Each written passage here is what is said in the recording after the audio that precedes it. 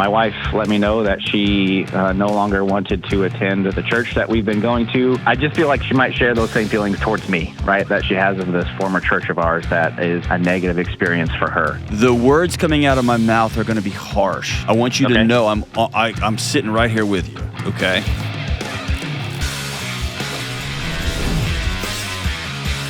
What's up? What's up? What's up? This is John with the Dr. John Delony Show, coming to you live with the world on fire.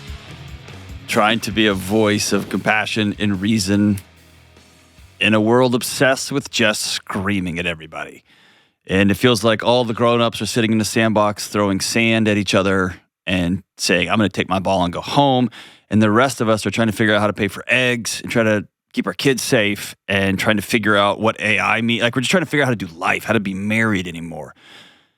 And so cutting through all the noise, getting in under the smoke, and sitting with you here, just pull up a chair. Trying to figure out what's the next right move for your marriage, your mental and emotional health. For 20 plus years, more than 2 decades now, I've been sitting with hurting people, regardless of what's going on. I've literally sat in people's front yard and held them while we watched their house burn down. Sometimes I feel like that's what we're doing. That's what I'm going to do on the show. I'm going to sit with you and help you figure out what's the next right move for you, for your family, for your kids, for your friends, wherever you find yourself. If you want to be on the show, I'd love to have you. JohnDelony.com/ask. We used to have a toll-free number, and then the Utes were like, what's toll-free mean? And what's a phone?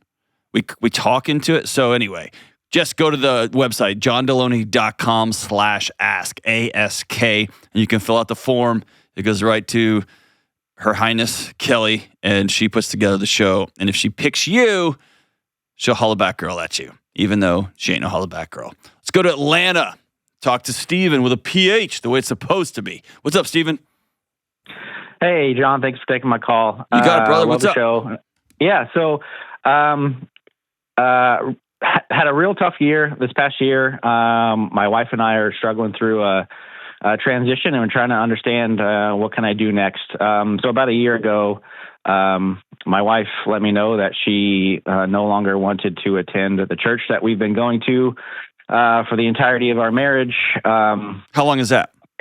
12 years. We've been going to this. Go ahead. Oh yeah, so we've been going to this church, heavily involved. It's been a bedrock of our lives and our marriage and our kids. And then she said, that's no longer something she wanted to do. And it took a minute for me to kind of accept that. And really now where I'm struggling is trying to, I'm wrestling with the fact that she has, such a negative viewpoint of that former church of ours, and is still very much involved in seeking out others who kind of share in that negative viewpoint. And I can't help but think that she might some way look down on me because I haven't seen the same viewpoint that she has, or it isn't a I just feel like she might share those same feelings towards me, right, that she has of this former church of ours that is a negative experience for her. How is she articulated, or what is she articulating specifically about why she left that church, why she wants to disassociate herself from it? I think a lot of it came from what she viewed as how people were treated.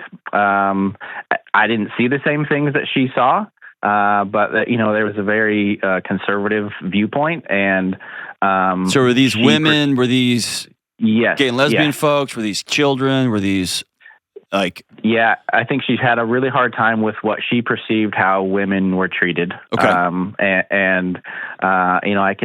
I can sympathize with that, but I didn't see the same thing. I'm obviously not a woman, so I didn't see those things. I didn't experience those things, but I didn't, I didn't see her point of view. And now I struggle with the fact that because I didn't come with her or see the same things that she saw, she might look down on me for that. So I'm going to change the language here. So sure. The words coming out of my mouth are going to be harsh. Okay. I want you to know I'm sitting right here with you, okay? I'm using your experience to speak to a broader audience listening. Is that cool? Yeah, do it. Okay. So I want you to stop referring to your wife's lived experience as her quote-unquote point of view. A point of view is an opinion on what I would call a benign topic, or it could be a malignant topic. That's probably the wrong word there, but I have a point of view on whether my old beat up Tundra is a good truck. And somebody else may have a point of view that truck is not good. Right? Your wife has a lived experience. And what I have learned over the years is my opinion over what another person is experiencing inside their body and in their chest doesn't matter.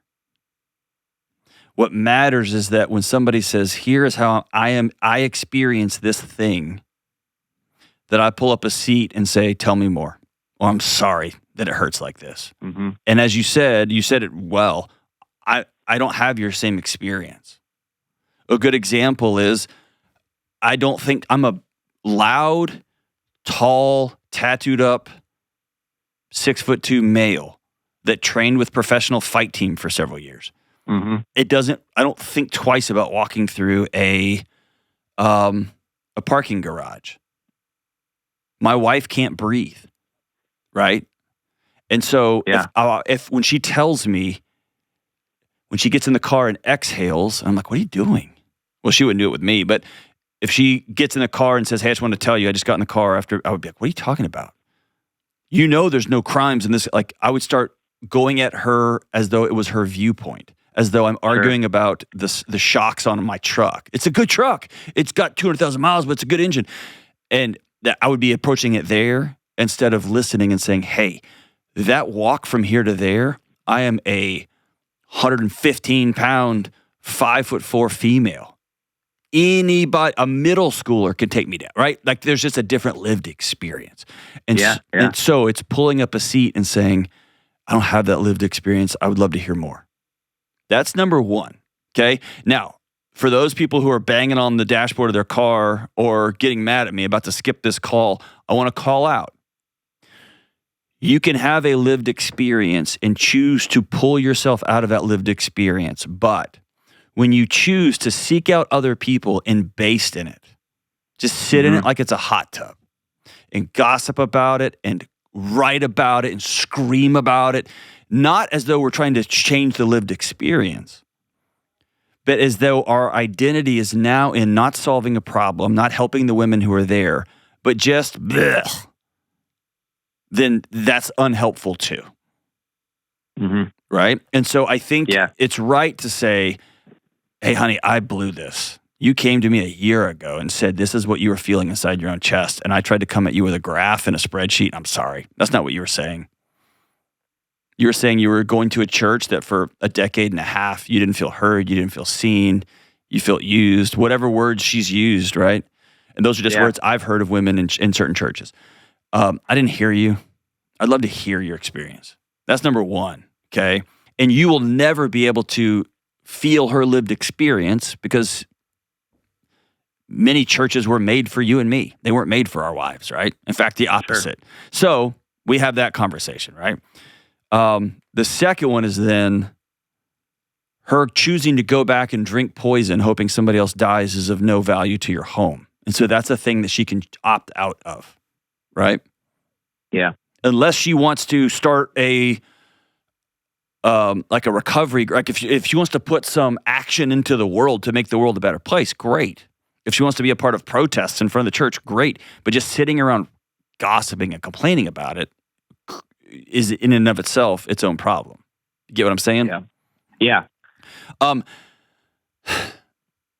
Tell me about the story you've created that now she thinks you are one of those guys. Is that true, or is that just a story you're telling yourself? It's very likely a story I'm just telling myself. Okay. Have you asked her? Yes. What'd she say? that no, she doesn't think that. But yeah, I guess it's a story I'm telling myself. I can't rational, and this is, maybe a problem of my own, but I can't rationalize the thought process of having all of this negativity towards something, this church that I'm, a part of necessarily. And how could she not share that towards me? But as you said, she has said she doesn't. But I can't get over that story that I'm telling myself, that she's linking that with me as well. Gotcha. So here's how I'd approach this in my house. And by the way, my wife went to church for years without me. I didn't believe in the whole thing. I blew the whole thing off. Yeah. And then when we had kids, when Hank came along, my son came along, I wasn't fully there yet. I wasn't all the way back. And I went because I didn't want to be that dad who stayed at home while his wife and their kid went to church. So I just went. And that ended up being my path back, which was good. Mm-hmm. There's been seasons when I went to a different church because sometimes I don't want to be, I'm on a Sunday morning and I don't have the stomach for someone just to get up there and yell at me or lecture me. Mm-hmm. And I have found amazing peace walking into an ornate Catholic church and just listening to the singing and the chanting and the exhale and the ritual of it. And I'm not Catholic, right? And there's been other times when fill in the blank, I need a group of guys and we all go sit in the woods and we sit on a campfire. So whatever the thing is, all that to say is this: a really important exercise when it comes to faith and theology and spirituality and all those things, whatever words you want to use there, is for married couples to sit down and have the values and beliefs conversation. You ever heard me talk about this? Yeah, definitely. Okay. So sitting down and saying, okay, as for us in our household, we believe in a higher power. We believe in God. We believe in Jesus. We believe in like whatever you want to say. As for us, this is where we are putting an anchor in. And then when it comes to how that is lived out, I want my wife to have different beliefs than me. It makes things less convenient, but I don't want to have a life at the end I don't want to die and be like, man, my life was really convenient. I want to have a life where I felt like I was sharpened as sharp as I could be. And that comes from sitting with people who have different thoughts and ideas and whatever. And somebody's always going to have to exhale when they walk into a church. I don't like the band. I don't like the singer. I don't like the preacher. I don't like the Sunday school. Like, that's just life, right? Yeah. And you go and you make that part of your life. So having that conversation could be really instructive. Yeah, no, and I'll say I've been wanting to have that conversation. Quite honestly, I've been scared to up until now, just because every conversation around those sorts of topics has been a struggle for us. Where's that? Tell me about the struggle.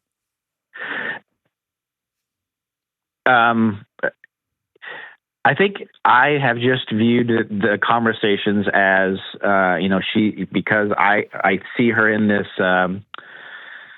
seeking the poison, as you were alluding to. Every conversation has been a negative conversation of, and maybe that's the problem. Maybe that's what I need to do, is really approach it as, where do we have common ground? And that's one thing we haven't done yet. Or choose this frame, okay? So if you, is there any chance y'all going to get divorced? No, I mean, we really don't want to. We've been saying that from the beginning, that no, that's not an avenue we want to try. Okay, so let's make this work. Let's assume that we're making this thing work. There's no there's no exit ramp. There's no off ramp. Okay. Yes. So if you were to take her out and say, I want to take you out to a long breakfast tomorrow morning. Mm-hmm. And she said, okay. And you sat down and you said, I blew it. What are you talking about? I blew it. What? And I don't know how often you say, I'm sorry, or I was wrong. Some men say it a lot. Some men never say it. So you may blow her mind just saying that, or that may be something she hears regularly. But if you say, you came to me 10 years ago, you came to me 5 years ago, you came to me 2 years ago, and you were telling me about a lived experience as a woman, and I came at you with a Bible verse and a chart and I didn't listen to you. Mm-hmm. And I blew it. I'm sorry.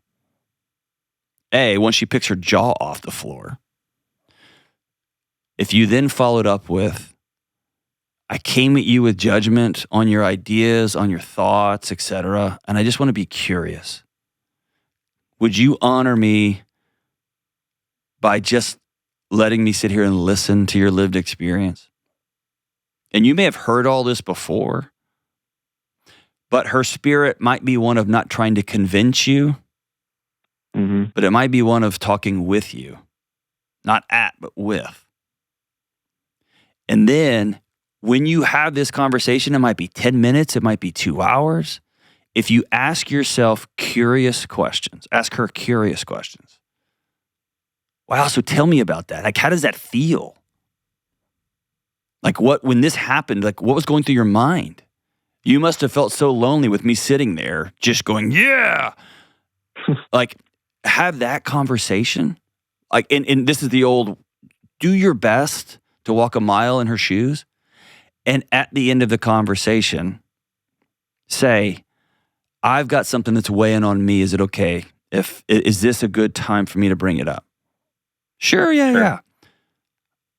I recognize that I didn't hear you in your lived experience. And yet, I feel like this bad experience, you've left it, but you took pictures of it. Not pictures, like photographs, but you took pictures of it, like water, and you put it in our fridge, and you just drink it every morning. Yeah. Could we come to an agreement that this season of our life is over, and I'm going to do a better job of listening to your lived experiences, and I want us both to agree to stop drinking poison, hoping somebody else changes their behavior? Yeah. And you get the whole tenor of that thing shifts. And that's not mean you may not agree with the way she's interpreting scriptures. You may not agree with when she says, here's my experience. You may be like, I don't get that at all. It's a parking garage. Only in horror movies, there's somebody with a hat. It doesn't matter. Because I'm not 5'4", right? Like, I'll never know that experience. But what I can say is, as for us, do we still both believe in God? Yes. Do we still both believe in the practice of getting up most of the time and going to a third place, to church, to say hi to other hurting people and say us too, right? Do we still believe in that? Cool. Then let's figure out what box we want to walk into. And let's do that one together. And then you, brother, are going to have to grieve, man. You had a decade and a half with the church. And you may find that it was really formative for you. It was not formative for her. Sure. And that's just, the whole thing is just humbling, right? Yeah, absolutely. Well, hope for you all is that y'all spend some time in tears together and that you are honest about, I'm going to start trying to hear for your lived experience. I'm going to trust you because I'm not in your skin. I'm not in your body. I trust your lived experience. And that if you need my help or you want my opinion on something, you'll ask me. And that you know that I'm never going to give up on you. I'm never going to give up on this marriage. So I'm here. I'm here. I'd love to hear what happens, man. Let us know. Thanks for the call, my brother. All right, when we come back, we talk to a woman who is in shock over her mother-in-law's decisions. We'll be right back. Yo, listen, I understand the struggle. You're juggling work, parenting, eating right, and a million other things. You're tired and you're wired and exhausted all at the same time, and you're trying to hold everything together. I get it. But there are some small daily choices that all of us can make to feel a little more clear-headed and a little less anxious so we can show up and be steady and strong and whole for the people we love. For me, one of those little choices I make every single day includes using Organifi juices and gummies. Organifi products are great because they don't just support your physical health, they contribute to mental clarity and emotional balance too. Organifi offers a range of organic superfood blends that are super easy to fit into your daily routine, even when you're on the go. I travel a lot and I always have Organifi travel packs with me.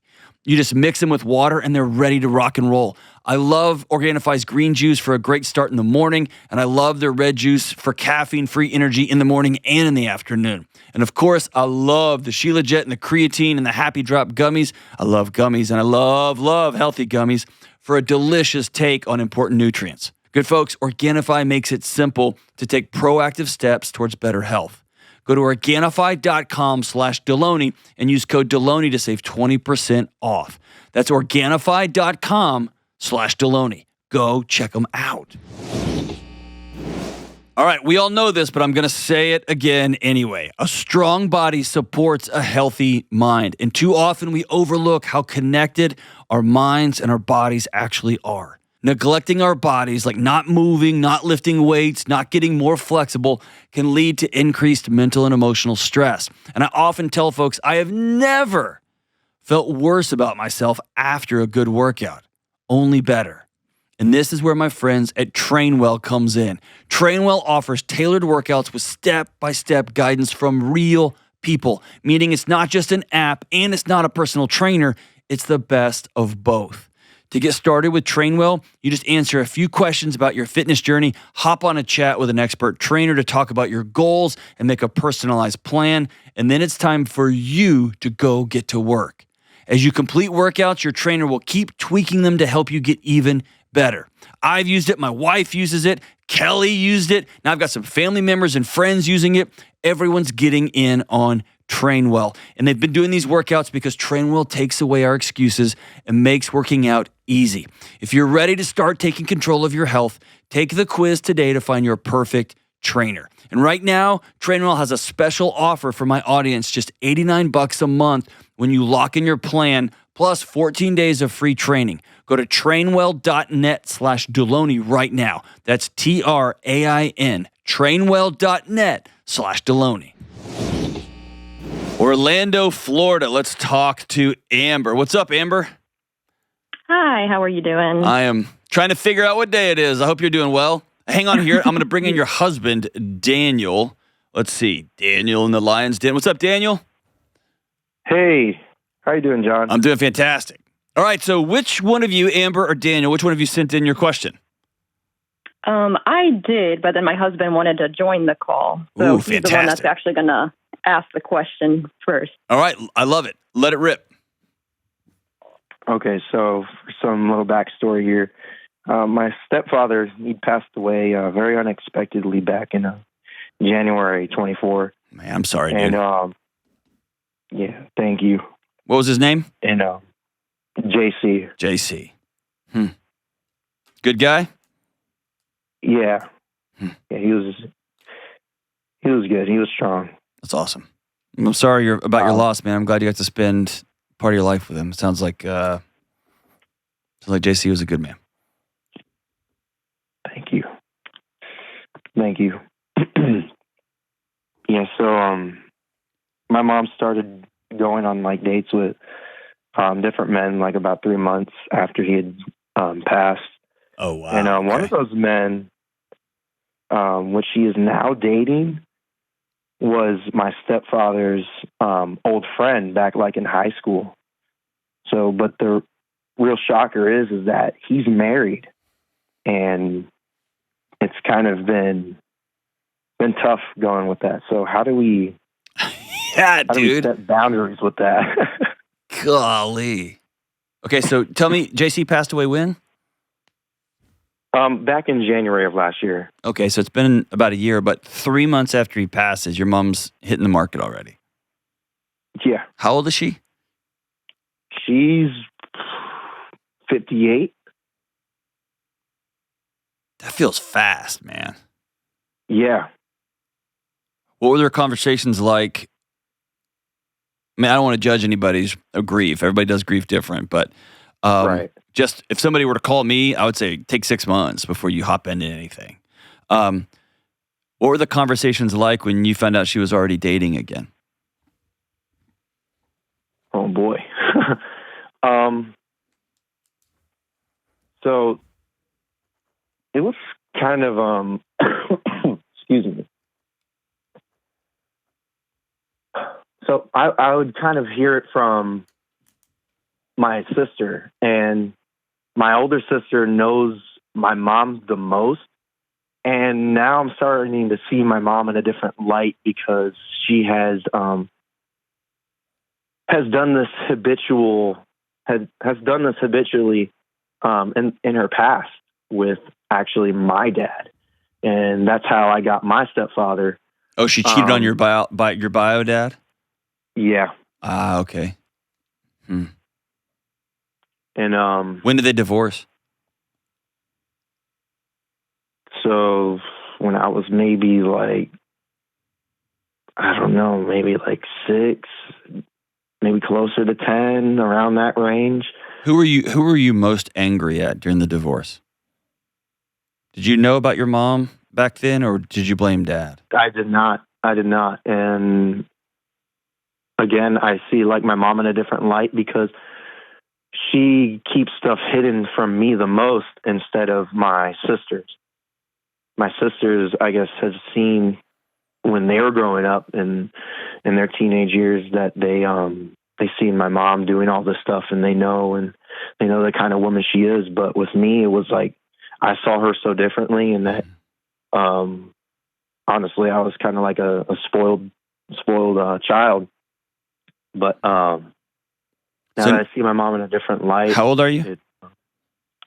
I'm 26.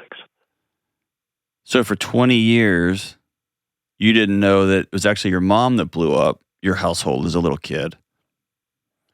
And then not only did she blow it up, she wallpapered over it with just showering you with gifts and love and affection. Are you the youngest? Yeah. Okay, so you were just the baby boy, and 2 decades later, you're finding out, whoa. So here's what I would suggest. I would suggest if you're not there yet, it usually goes from disbelief, like to what? To a rage that you don't know you're going to be able to control. Do you have any relationship with your bio dad? Yeah. Our relationship's good. Have you talked to him about this? For my whole life. Yeah, he knows. Yeah, he knows very well. And have y'all talked to him about the affair, what blew up the marriage when you were a kid? I think it was really the cheating. That's what I mean, but have you talked to your bio dad about that? About the past, is what you're saying? Yeah, about the affair and all that caused the divorce? I guess I never have. Okay. It may be worth it. It may not be, but it may be worth it to sit down with him one day and say, Dad, this is going to be hard for you. Will you tell me the story of what happened when I was 4, 5, and 6? I'm finding stuff out about Mom, and my sisters are telling me stuff. What happened? And he may say, you know what? Bygones are bygones. I don't want to go back through all that stuff. You don't need to hear that. I'm not going to talk bad about your mom, yada, yada. He may do all that and would be honorable and cool. Or he may say, hey, yeah, I'll tell you. So Amber, hearing this, what's going through your mind? Why did you initially reach out? Just because we are trying to figure out what kind of boundaries to set with her. And I see it's really making my husband struggle. He doesn't really know what to do. Yeah. He's trying to lead us in the best way, but doesn't really know what that relationship looks like now with her. What do y'all want it to look like? And that's what we're not sure. I mean, so I've got friends. I've got friends that make decisions in their lives, values-wise and beliefs-wise, very different than me. They're still my friends, right? Mm-hmm. I still love them. I still love their kids. I still love their husbands and their wives. Like, I care about them, but very, very different lives. And there's people who just make decisions that I'm like, hey, I'm distancing myself from that. And all that's more complicated because this is Daniel's mother, right? This is your mother-in-law. It makes it hard. But can y'all go with a straight face while she's dating a married man? Or is that one where you guys are drawing a line? If my dad died, I'm just trying to put myself in your position. If my dad died, and then 3 months from now, my mom was dating one of his friends who was still married, yeah, I'd have a real problem with that. Mm-hmm. I just think character still means something, and I think integrity still means something. Yeah, I agree.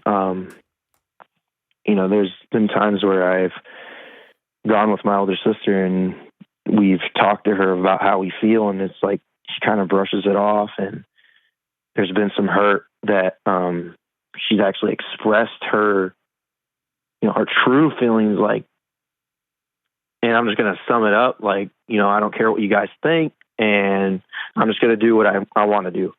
Okay, so hold on, don't blow over that. In many ways, that's all you need to know.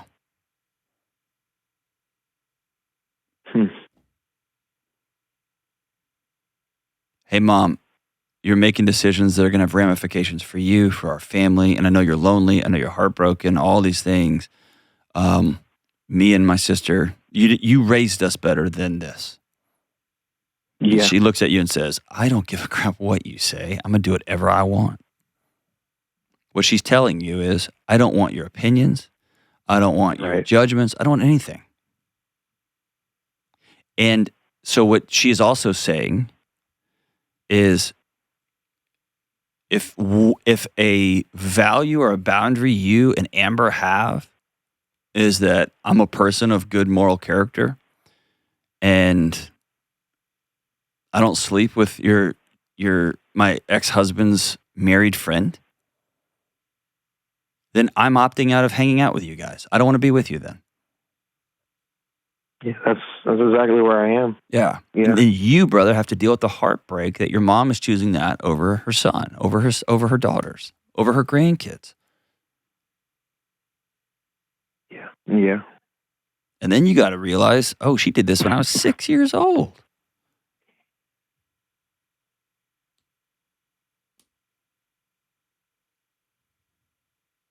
And that's just heartbreaking, man. And Amber, there's few things harder than a wife sitting by a heartbroken husband and just being present with him. Yeah, for sure. That's heartbreak. I mean, there's no easy path through that other than doing a really hard thing. I know a lot of women are like, man, I wish my husband was more vulnerable. And then when moments like this come, it's really hard to sit in that glow, right? In that vulnerable glow. It's scary. And you choosing to be uncomfortable and lean into that and sit close to him. Mm-hmm. And it just stinks for a while. It just sucks. And then Daniel, you and Amber decide. Y'all get to decide together. What does moving forward mean? Does this mean as long as she is continuing to have a sexual relationship with a married man, we're not going to go to Christmas at her house? Mm-hmm. Wow, that's crazy that you say that, dude. Why is that? It is. That's exactly how I feel. Well, put it down on paper. Sit down and say it out loud to your wife. And I think, here's the thing. I think your feelings towards, I don't want to be around my mom, I don't want to go to Christmas, it's easy to double click on her particular action in this moment. And if she was to call my show, this is going to sound crazy, I would be super compassionate to her. If she just lost a 20-year marriage to a great guy, JC, and her mind just goes a little bit, and she just hits the dating market, tries to find connection, and one of the quickest ways to find connection is through quick sex, and then she finds some connection and some guy tells her, some 60-year-old man tells her some bill of goods about how he's not really divorced, but they've been separated for a long time, and my wife doesn't understand me like you understand me, and it just feels good to be in somebody's arms 3 months after. Like, I get that. I would tell her, hey, you're about to blow up everything, but I wouldn't be mad at her. I'd be heartbroken with her, right? But I want you to hear what I think you're really heartbroken about is your mom looked at you and said, I don't care about you. And I think that's why you don't want to go spend Christmas with her.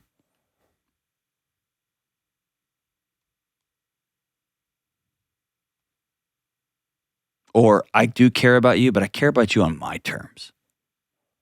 But this one's a tough one. This one's an odd mix of a grieving widow, compassion, and grief doesn't give us license just to blow up other people's lives and blow up our lives and to make really awful decisions. It's a tough season.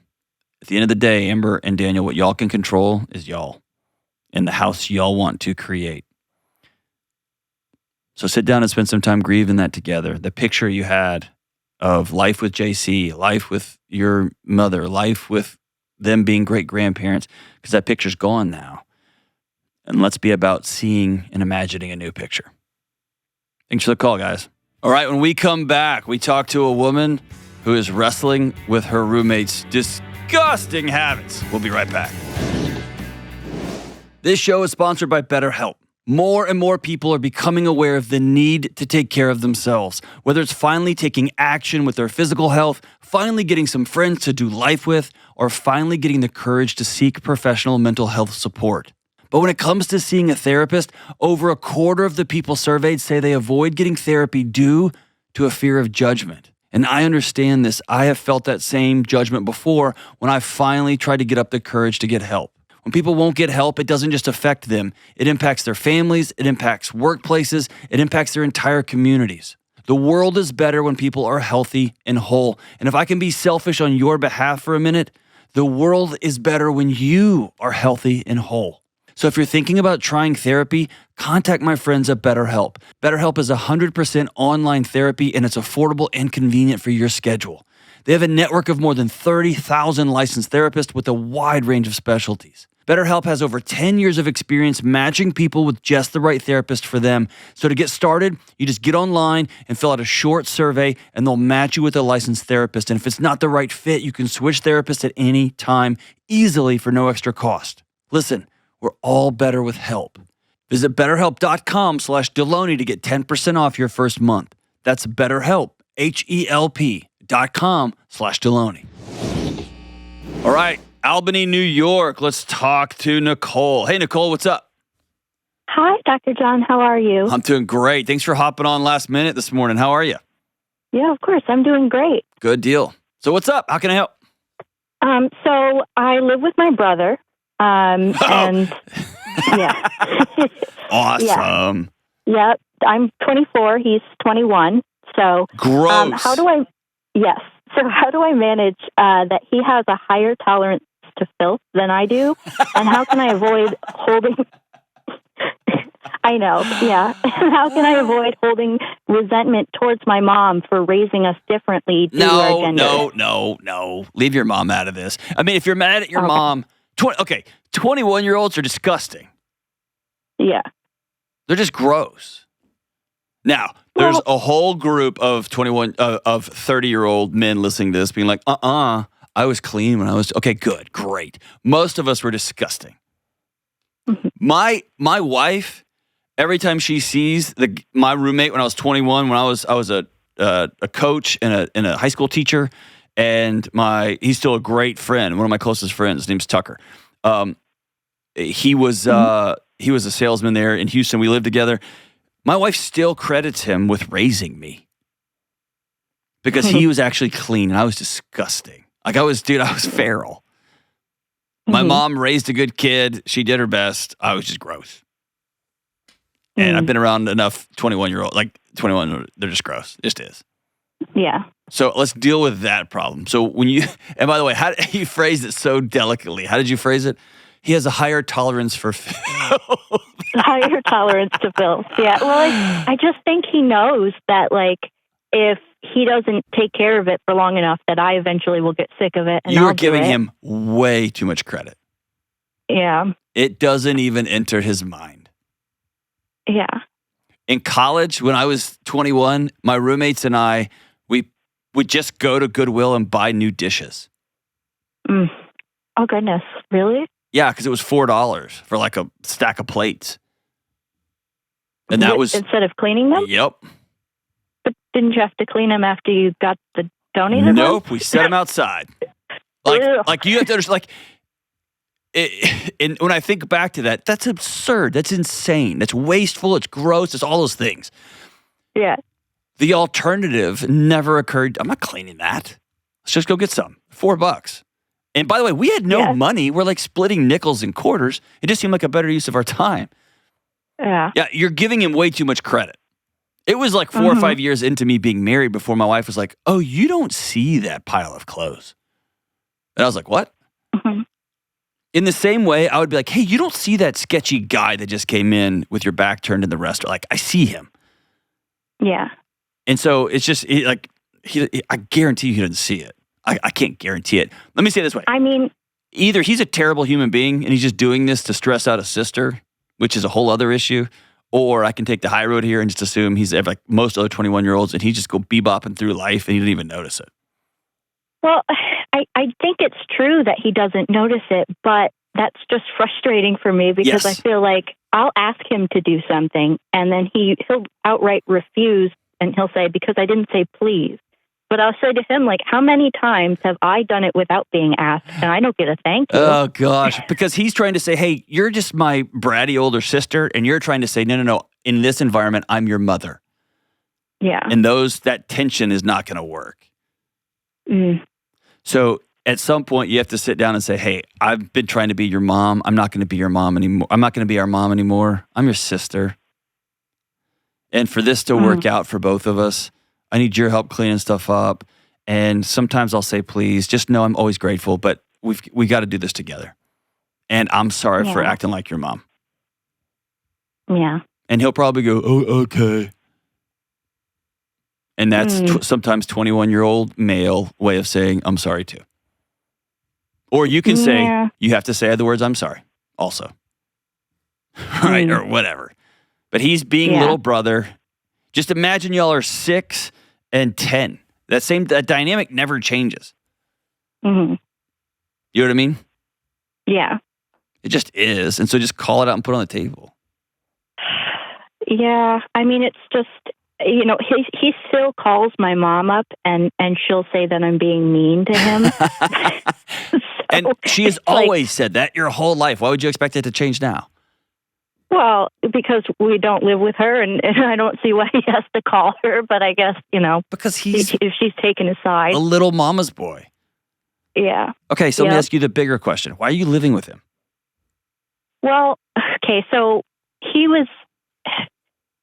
It's a long story. My stepdad and him kind of butted heads, and not because he was like trying to do anything wrong, but because he's a bit more of a controlling guy. My stepdad.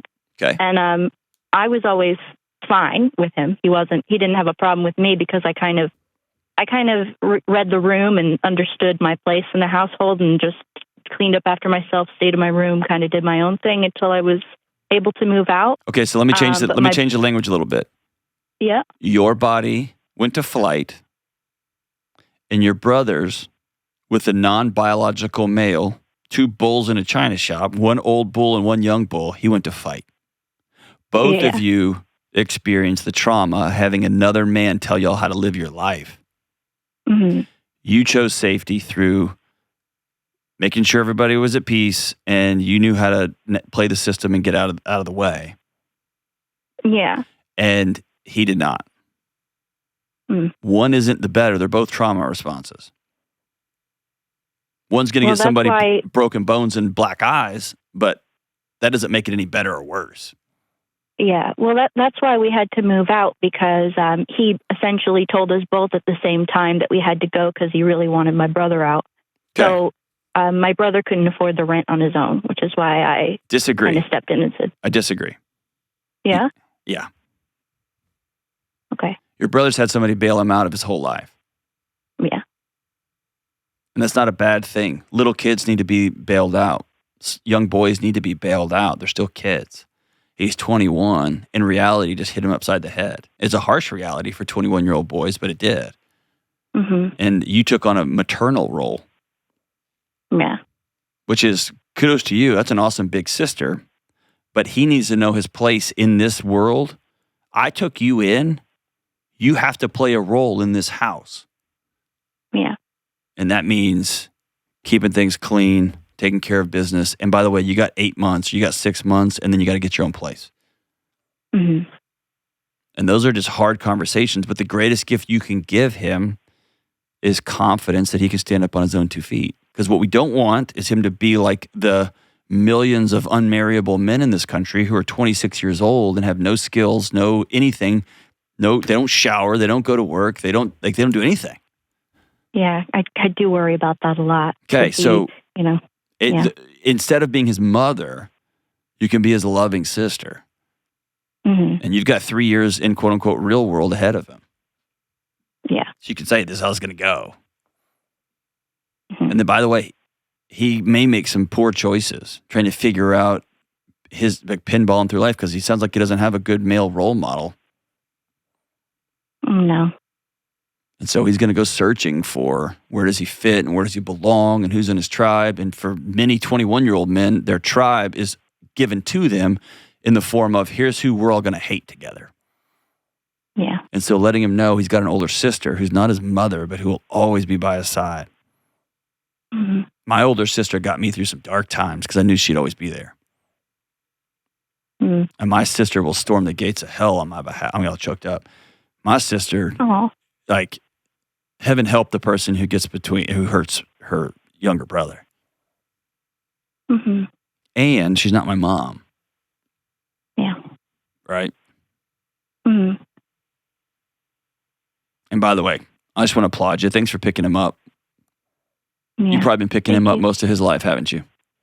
Yeah. You're a good big sister. I would sit down and say, hey, we got to talk. Let's go. We're going to go chit chat. And I would tell him, hey, this is a growing up conversation for both of us. I'm no longer mom. I'm not wearing that hat anymore. Mm-hmm. I am your big sister. And I'm going to tell you some hard truth. And I will be your best advocate in this crazy world if you want to walk with me. Yeah. I'll tell you what girls want when you're trying to date them. I'll tell you what's dumb. I'll tell you if you look good in these clothes. I'll tell you if this is a good idea for going to college. Or I'll walk with you. Mm-hmm. But I'm not going to keep going into the weight room and taking the weight off the bar thinking I'm helping you get stronger. Yeah. And if you're going to live in my house, then you're going to pay rent.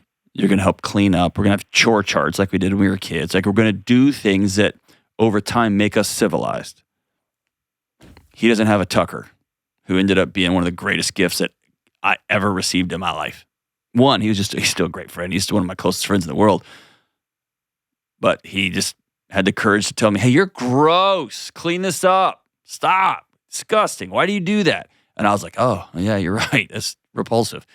And that helped me become more marriable. And I'm grateful to him for that for every day. And I assure you my wife is too.